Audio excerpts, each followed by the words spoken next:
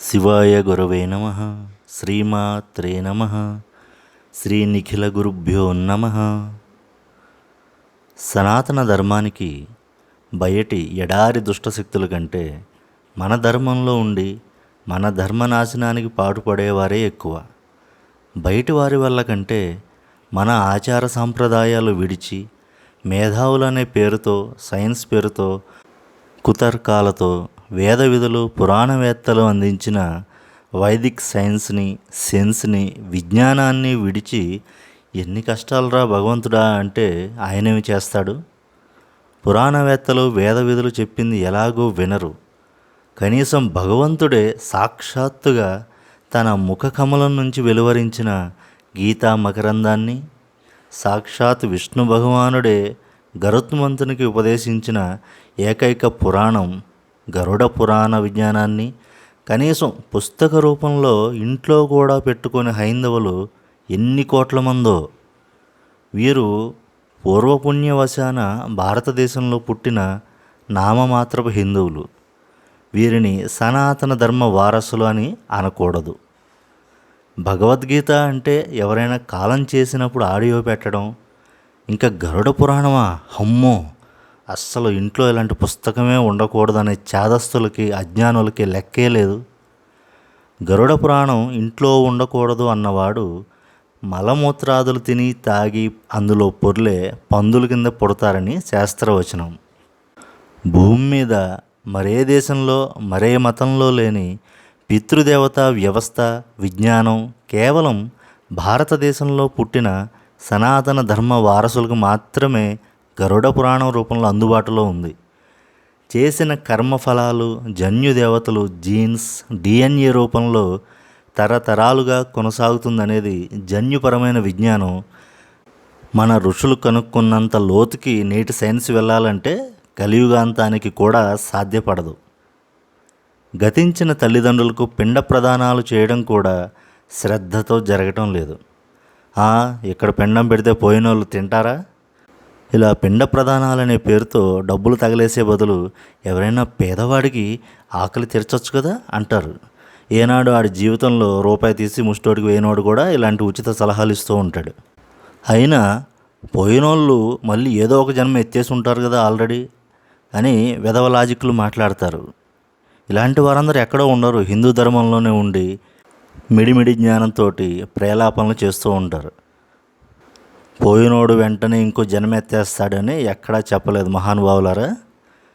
బ్రతికుండగా పిల్లికి బిచ్చం పెట్టనివాడు, ఎంగిలి చెయ్యి కూడా కాకికి విసరనివాడు, వాడు దానం చేయకపోగా దానం చేసేవాడిని చెడగొట్టేవాడు, సపాపి నరకం యాతి యావదా భూత సంప్లవం అంటే ఇలాంటి పాపిష్టి పిసినారి వారు రౌరవ, మహారౌరవ, నికృంతన, అసిపత్ర, సప్తకుంభ, కుంభీపాకాది 84,000 నరకాలలో ప్రళయకాలం వరకు హింసింపబడుతూనే ఉంటాడు. అంటే వాడు కనీసం పేడ పురుగులా కూడా భూమి మీద పుట్టడు. కాబట్టి ఇకనైనా పోయిన వాళ్ళు వెంటనే ఇంకో జన్మ ఇచ్చేస్తారనే భ్రమల్లో ఉండకండి. ఇలా యుగాంతం వరకు నరకంలో పడి దొల్లేవారి సంతానం మాసికాలు, ఆబ్దికాలు, పితృతర్పణాలు క్రమం తప్పకుండా చేస్తుంటే ఆ శిక్షలు కొన్నైనా తగ్గి నరకంలో ఆకలితో ఇబ్బంది పడేవారికి ఆకలి తీరుస్తాయి. ఇక్కడ విడిచే తర్పణాలే వారి దాహం తీరుస్తాయి. ఏ జీవి సంతానం శ్రద్ధాభక్తులతో శ్రాద్ధకర్మలు నిర్వహిస్తుంటారో వారి తరతరాలు జీవితంలో ఏ లోటు లేకుండా తరిస్తారు. దేవతలు మెచ్చితే స్వర్గంలో భోగాలు ఇస్తారేమో కానీ ఈ పితృదేవతలు మెచ్చితే స్వర్గమే కాదు, భూమి మీద కూడా రాజభోగాలు ఇస్తారు. మోక్ష మార్గానికి కూడా బాటలు వేయగలరు. అయితే వీరి అనుగ్రహానికి రెండు వైపులా పదునుంటుంది. దేవతలని పూజించకపోతే మీకు ఏ శాపాలు ఇవ్వరు. వీడి కర్మ, నెక్స్ట్ జన్మలో ఏదో ఎడారి మతంలో పుడతాళ్ళో వీడు అనుకుని వదిలేస్తారు. కానీ పితృదేవతలు అలా కాదు. గతించిన పెద్దల తిదినాడు స్వయంగా వారు ఇంటికి విచ్చేస్తారు.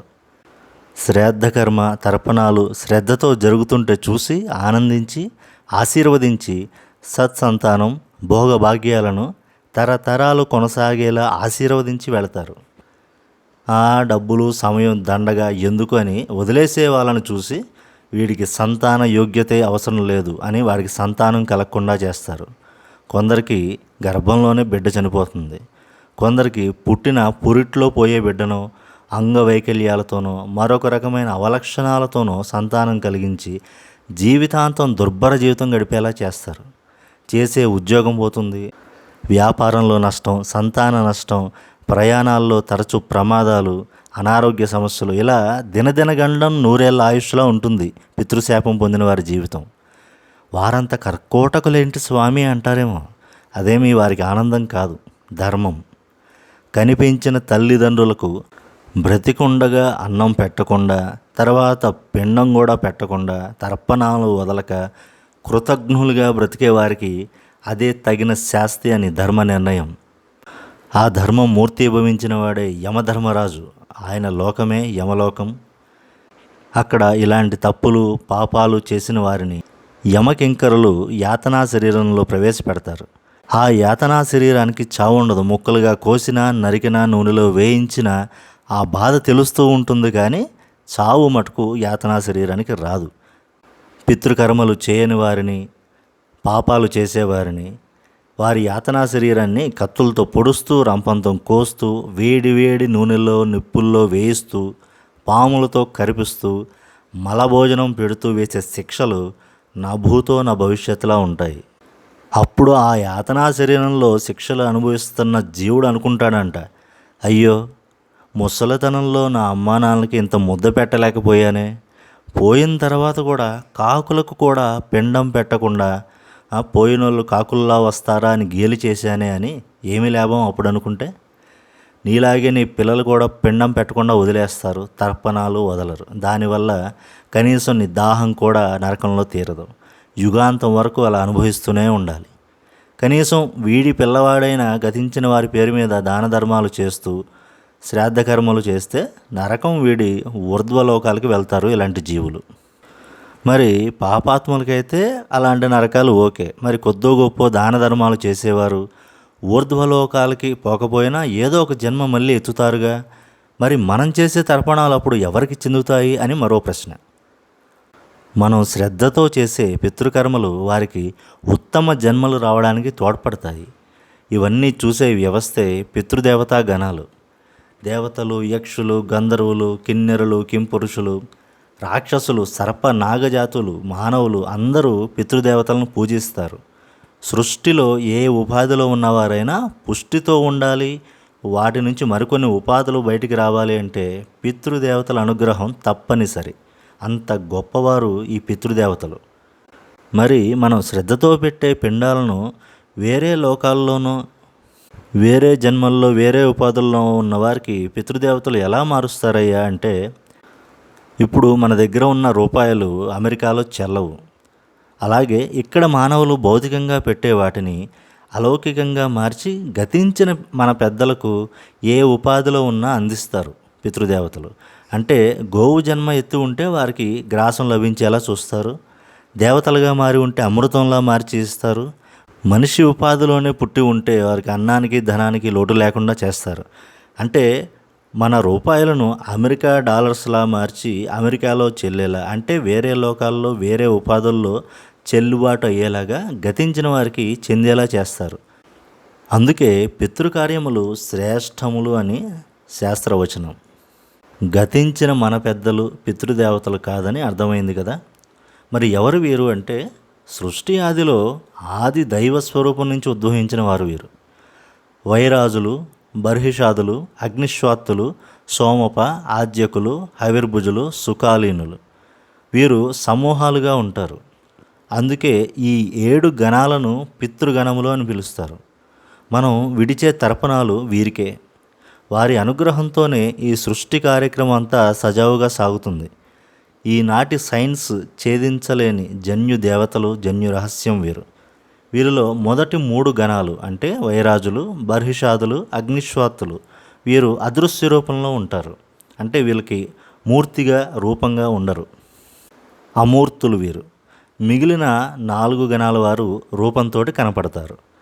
ఈ 7 గణాలలో 3 గణాలు అంటే అగ్నిశ్వాత్త, బర్హిషాద, సోమప వీరు వసు, రుద్ర, ఆదిత్య అనే పితృదేవతా స్వరూపంలో పిత, పితామహ, ప్రపితామహ స్వరూపాల్లో మనం చేసే పితృకర్మలను స్వీకరిస్తారు. ఇలాంటి రహస్యమైన పితృవిజ్ఞానం మాత్రమే కాదు, ఆచారకాండం, బ్రహ్మకాండం కూడా గరుడ పురాణంలో ఉన్నాయి. గరుడ పురాణంలో జ్యోతిష, సాముద్రిక, రత్నశాస్త్రం, ఆయుర్వేదం, వనమూలిక విజ్ఞానం, మంత్రశాస్త్రం, సంధ్యావందన విధులు, గాయత్రిలోని తురీయ గాయత్రి యొక్క అనుష్ఠానం, చాతుర్మాస్య వ్రతాలు, పూజా విధానాలు, అపరకర్మలతో సహా అన్నీ ఉన్నాయి. ఇన్ని విశేషాలు ఉన్న గరుడ పురాణాన్ని ఎవరైనా ఇంట్లో పెట్టుకోకుండా ఉంటారా? చదవకపోయినా కనీసం ఇంట్లో పెట్టి పూజించిన వారికి భూప్రదక్షిణం చేసినంత ఫలితం ఉంటుందని సాక్షాత్ విష్ణు భగవానుడే ఫలశ్రుతిలో చెప్పారు. బ్రహ్మశ్రీ సామవేదం షణ్ముఖ శర్మ గారు, బ్రహ్మశ్రీ వద్దిపర్తి పద్మాకర్ గారు గరుడ పురాణంపై ప్రవచనాలు చేసి అమూల్యమైన విజ్ఞానాన్ని మనకి అందించారు. మన తెలుగు జాతి వారికి ఎంతో రుణపడి ఉంటుంది. రాబోయే మహాలయ పక్షాల్లో గరుడ పురాణం చదవలేకపోయినా వారి ప్రవచనాలనైనా కనీసం విని ఆ అమృతాన్ని ఆస్వాదించండి. పితృదేవతల అనుగ్రహాన్ని పొందండి. పితృదేవతలకి ప్రీతి కలిగించే మీ పెద్దల శ్రాద్ధ కర్మలను, తద్దినాలను భక్తితో మీ పెద్దలు గతించిన తిథినాడు శాస్త్రోక్తంగా చేయండి. పితృదోషాలు, శాపాల నుంచి విముక్తి కండి. పితృదోషాలు, శాపాలు ప్రబలంగా ఉన్నవారు త్రయంబకేశ్వరంలోని కుశావర్త కుండం వద్ద కానీ, గోకర్ణ క్షేత్రంలో కానీ నారాయణ నాగబలి పూజలు జరిపించుకునే ఆచారం ఉంది. పితృదోషాలు, శాపాలు ఉన్నాయని ఎలా తెలుస్తుంది స్వామి అంటే, గతించిన పెద్దలు కలలో కనపడడం, ఇంట్లో ఆకస్మిక మరణాలు, ఆత్మహత్యలు, యాక్సిడెంట్లు, సంతానం లేకపోవడం, పెళ్ళిళ్ళు కాకపోవడం, గర్భస్రావాలు, ఒకవేళ పిల్లలు పుట్టినా వెంటనే మరణించటం, వికలాంగులుగా లేదా బుద్ధిమాన్యంతో పుట్టడం, వివాహ బంధాలు నిలబడకపోవడం, ఉద్యోగంలో ఎదుగు బొదుగు లేకపోవడం, ఎన్ని రకాల వ్యాపారాలు చేసినా కలిసి రాకపోవడం, అప్పులు, ఘోర దారిద్ర్య బాధలు ఉంటాయి. మరి త్రయంబకేశ్వరం, గోకర్ణం వెళ్ళలేని వారి పరిస్థితి ఏమిటి? రాబోయే మహాలయ పక్షాల్లో గతించిన మీ పెద్దలకు తద్దినాలు, తర్పణాలు శ్రద్ధతో చేయాలి. తప్పకుండా చేస్తాం స్వామి. కానీ మరి ఇప్పటికే పీడిస్తున్న పితృదోషం, శాపాన్ని ఎలా పోగొట్టుకోవాలి అంటే, దానికి శ్రీ నిఖిలేశ్వరానంద సరస్వతి స్వాముల వారు బ్రహ్మాండమైన, అద్వితీయమైన, రహస్యమైన పితృదోష నివారణ సాధనని తెలియజేశారు.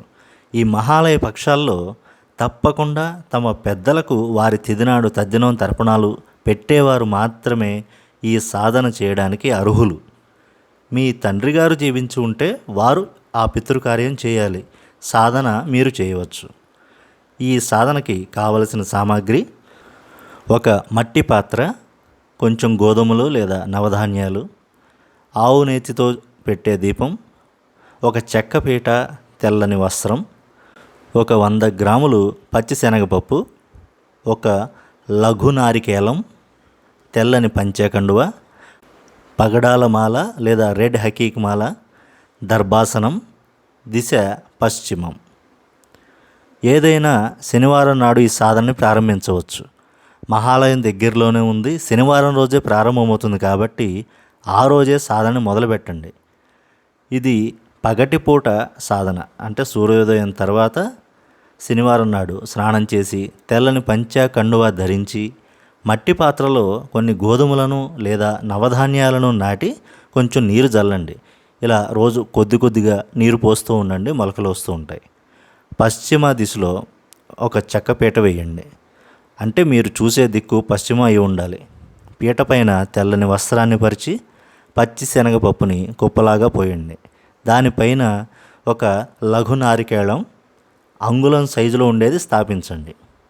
ఇది మీ దగ్గరలో ఉన్న పూజా సామాను షాపుల్లో అన్ని చోట్ల దొరుకుతాయి. ఇది మామూలు నారికేళం, అంటే నార్మల్ కొబ్బరికాయ కాదని గుర్తుపెట్టుకోండి. అంగుళం సైజులో చాలా చిన్నగా ఉంటుంది. షాపు వారిని అడగండి, వారు చెప్తారు. తర్వాత ఆవు నేతితో దీపం వెలిగించి లఘు నారికేళానికి అగరబత్తి ధూపం చూపించండి. పాలతో చేసిన ఏదైనా మధుర పదార్థం, పాలకోవా, పాయసం ఇలాంటివి నైవేద్యం పెట్టండి. గణపతిని ప్రార్థించి ఓం గం గణపతయే నమః అని 11 సార్లు, సిద్ధగురు మంత్రం లేదా శివాయ గురవే నమః 11 సార్లు జపించి చేతిలో ఉద్దరణితో నీరు తీసుకుని మీకున్న సకల పితృదోషాలు శాపాలు తొలగే నిమిత్తం ఈ మంత్రాన్ని రోజుకి 11 మాలల చొప్పున 11 రోజుల పాటు ఒకే సమయంలో ఈ సాధన చేస్తానని సంకల్పం చెప్పుకొని ఆ నీటిని నేలపై విడవండి. ఇప్పుడు చెప్పబోయే మంత్రాన్ని వెన్ను నిఠారుగా ఉంచి నాతో పాటు 3 సార్లు ఉచ్చరించండి. ఇదే ఉపదేశం. ఓం శ్రీం సర్వపితృదోష నివారణాయ క్లేశ హనహన సుఖశాంతిం దేహి దేహి ఫట్ స్వాహ. ఓం శ్రీం సర్వపితృదోష నివారణాయ క్లేశ హనహన సుఖశాంతిం దేహి దేహి ఫట్ స్వాహ. ఓం శ్రీం సర్వపితృదోష నివారణాయ క్లేశ హనహన సుఖశాంతిం దేహి దేహి ఫట్ స్వాహ. ఈ మంత్రాన్ని 11 మాలలు జపించాక నైవేద్యంగా ఉంచిన దానిని మీ ఇంటి పశ్చిమ దిశ వైపు పారవేయండి లేదా గోడపైన పెట్టండి. ఇలా 11 రోజులు చేయాలి. మట్టి పాత్రలో రోజు నీటిని చిలకరిస్తూ ఉండాలి. 12వ రోజు ఆ మట్టి పాత్రని పచ్చి శనగపప్పుని నది లేదా చెరువులో నిమజ్జనం చేయండి. లఘు నారికేళాన్ని మీ పూజా మందిరంలో పెట్టుకోండి. పితృదోషాలు శాపాలు పోగొట్టి ఇంట్లో సుఖశాంతులు తిరిగి నెలకొల్పే అత్యద్భుతమైన సాధన ఇది అని గురుదేవులు తెలియజేశారు. మరి ఈ మహాలయ పక్షాల్లో ఇటువంటి అత్యద్భుత సాధనని చేసి పితృదేవతల ప్రీతిని అనుగ్రహాన్ని పొందండి. గతించిన పెద్దలకు సద్గతులు కలగడానికి ఆల్రెడీ శ్రీమాత ఛానల్లో వీడియో చేశాను. ఆ వీడియో లింక్ కూడా క్రింద డిస్క్రిప్షన్లో ఉంటుంది, అది కూడా చూడండి. శ్రీ నిఖిల గురుభ్యో నమః. శంభవే గురవే నమః. శ్రీమాత్రే నమః. స్వస్తి.